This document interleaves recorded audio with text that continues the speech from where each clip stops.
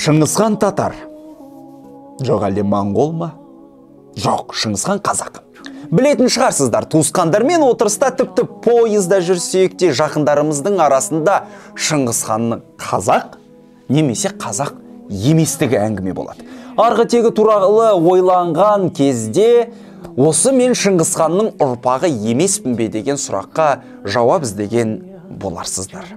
Адамның қиялының жеткен жеріне дейін шарықтайтыны белгілі. Дегенмен, Шыңғысхан бізге кім боп келеді? Контексті мейлінше талдап көрейік, бізбен бірге болыңыздар.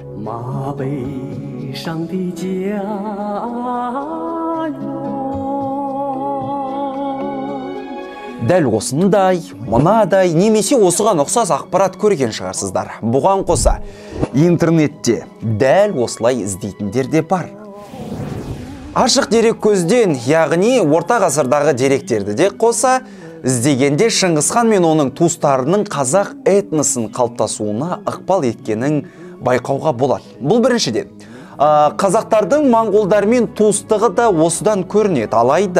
Алайда, осы жерге мән берсек, көсемнің ұлты қазақ болды деген әңгімеге ешқандай дәлел жоқ. Жалпы Шыңғысхан қазақ деген сөз ұлтты білдіретін кезеңнен бұрын қайтыс болған.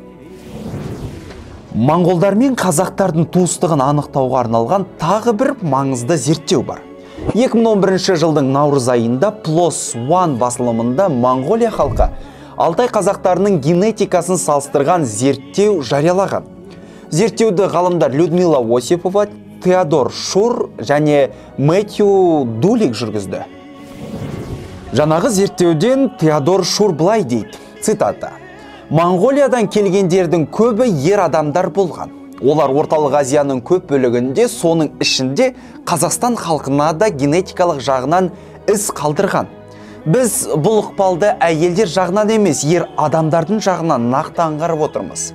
Байқағанымыздай тағы да нақты Шыңғысхан, жалпы точно қазақ деп айтатындай дәлел болмады.